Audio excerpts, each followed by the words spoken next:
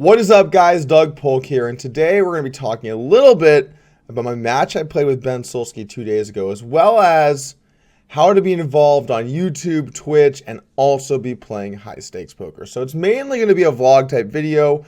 I'm going to talk about what I've been up to. I'm going to talk about this match, and then we're also going to talk a little bit about maybe a few poker hands. I picked out a few of our biggest pots that we played.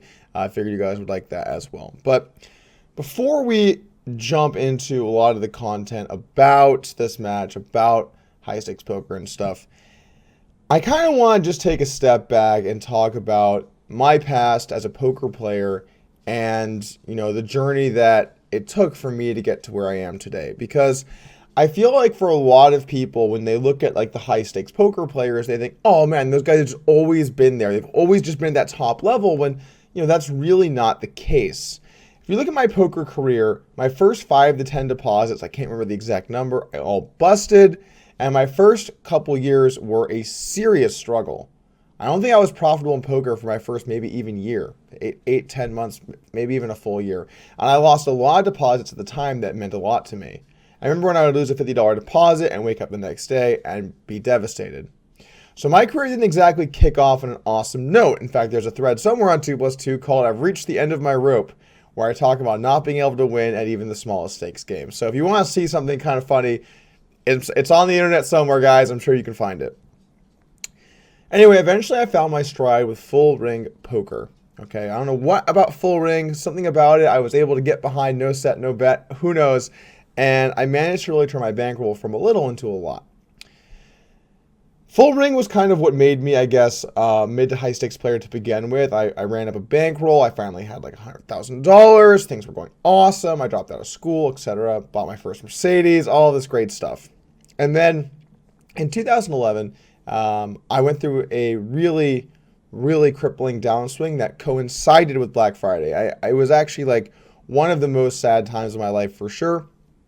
I lost most of my money, and then the money I had was frozen, etc., etc. It was a disaster, okay? It was a disaster. So I guess I'm just trying to give some context here to what I'm about to say, which is I do feel for the last 4 to 5 years, I've, now being one of the high stakes poker players in the world, being one of the most respected poker players in No Limit Hold'em, particularly Heads Up No Limit Hold'em. It's just weird to me now that I feel like my career is kind of transitioning a little bit. It's kind of going away from me playing poker. And even like 2 or 3 years ago, when I realized that I wasn't going to be able to play any more opponents, because the problem with Heads Up Poker is you need to have opponents. I tried to start to have students, guys that I kind of took from the ground up and taught them how to play, made them better poker players. And some of them have become very successful, guys like Donger Kim, got a lot of great heads up players that, I was able to coach and make them great. But the thing is, that doesn't really, it's just not as rewarding, because at the end of the day, like, you're putting in all this time to help them, but it's not really your journey, it's kind of their journey, right? And what I found with Upswing Poker, with Twitch, with YouTube, with all of this stuff, I found that it really gave me a new place to kind of compete, to kind of drive towards something.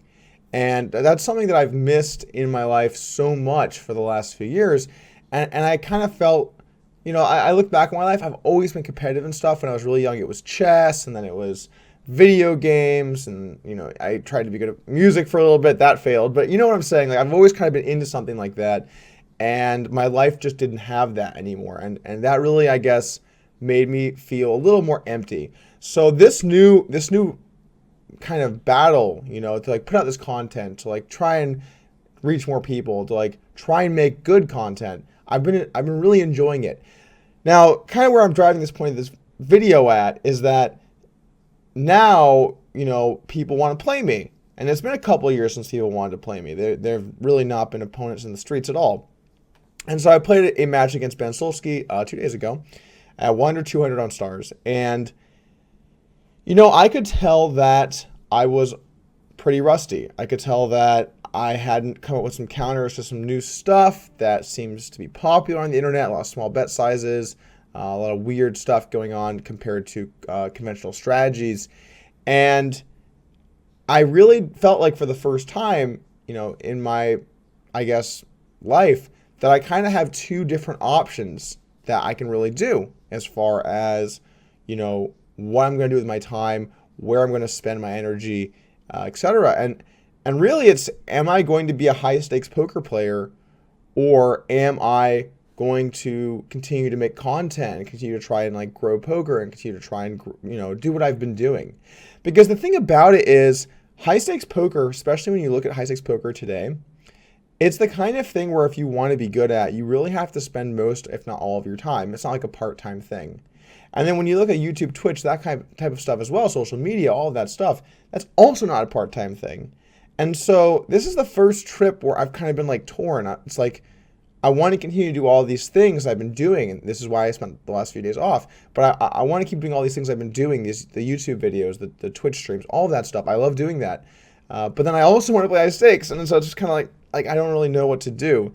And I guess like I'm just kind of putting this all to video because I'm not totally sure what direction I am going in. I'm not totally sure where my career is headed. I think that they're both great options. I'm sure that whatever I do decide I'm going to do, it's going to end up, I'm going to work hard at it and I'm going to try and be successful. But it's just tough when you've always been something else and now your job's kind of changing. Anyway, so I want to pull up a few hands, talk about some stuff from yesterday.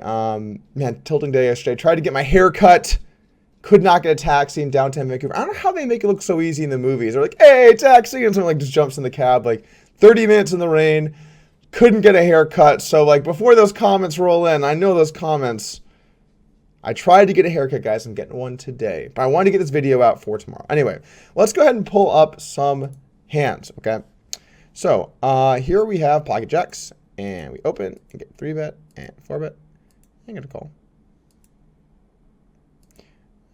Actually, this is not one of the most... Oh, yeah, sorry. This was the... I got confused. All right, this was an interesting hand. So I jammed the flop, and I have the nut flush... Sorry, I have jacks, and my opponent has the nut flush draw. So nothing too crazy here. 3-bet call, 4-bet. This seems totally reasonable. I went with a large size on the flop because I don't really want my opponent to be calling with a lot of overcard type hands, backdoor flush type hands. Even hands like ace queen, they have a lot of equity against you. So taking the pot down against those holdings is definitely a nice thing to do. So here are some very skillfully played poker. I'm going to let you guys know that right now. I played this hand amazing.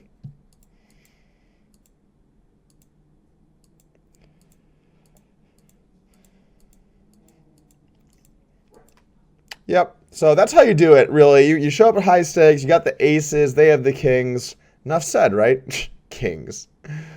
God, who plays kings, right?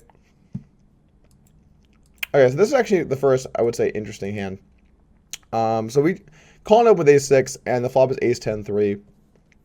Our opponent overbets, and there's like a lot of this kind of stuff going on nowadays in the heads-up streets. There's a lot of very small bets. There's some overbets. There's some two-thirds pot bets. And I think really what the small blind is saying when he does this is he's saying, hey, I can have ace-10, I can have ace-ace, I can have 10-10. I know you can't have any of those hands. So what I'm going to do is I'm going to use a very large size and put a lot of your hands like an ace in these spots in a difficult situation. And it's tough for the big blind because you don't have a lot of those strong hands, right? You don't have any of those very, very strong hands. That said, you can still play, a pretty reasonable strategy by calling your good pairs on the flop and kind of going from there. So flop call, turn, we shove face another overbet. Again, he's representing he has ace-ace, 10-10, ace-10. Maybe not so much ace-ace, that hand. Not a great overbetting hand. So the thing is, when you have a hand like ace-6 and you turn ace-6, it's kind of all she wrote, because when he bets 4,000 with 3,000, we're going to have to continue with about 40% of our hands, and top and middle pair is always going to be in that range. We can have some ace-10. We could have some 3-3. This is not like the best possible hand that we could have. But I think ace...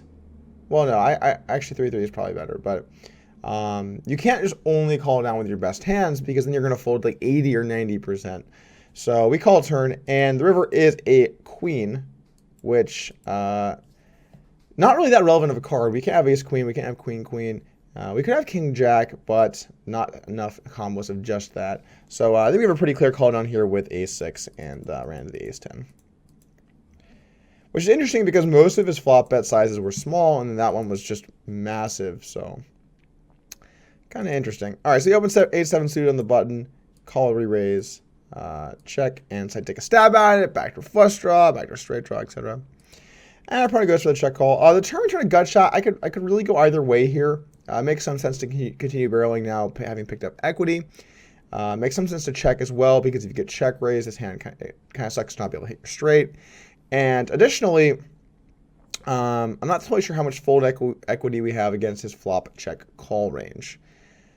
So I ended up checking and playing the river extremely well, guys. Like, seriously, I can't say this enough. If you want to play some high stakes, I hope you're ready to get your backdoor straight on, because he bet the river and I went for the jam. Oh yeah, and he had the kings. He had the kings. So anyway, the session ended up going, not the best. I think I lost about a bind and a half, and I definitely coolered him in some spots. So there's some things I would need to brush up on if we're going to play again. And I have to say that I thought he played extremely well. I think he's got a new strategy that's definitely more complex and got a lot to think about with it. So those things said, kind of taking this back to battling at high stakes. And I think that it's something that not many people really get to experience in their life, just like the feeling of firing up a bunch of high stakes tables and just getting your battle on, right? Just playing really high stakes for a lot of money. And the thing is, there's so much that goes into that match. That's not just like open the table and start playing. You have to know your opponent. You have to be ready to study the hands. You have to be ready to,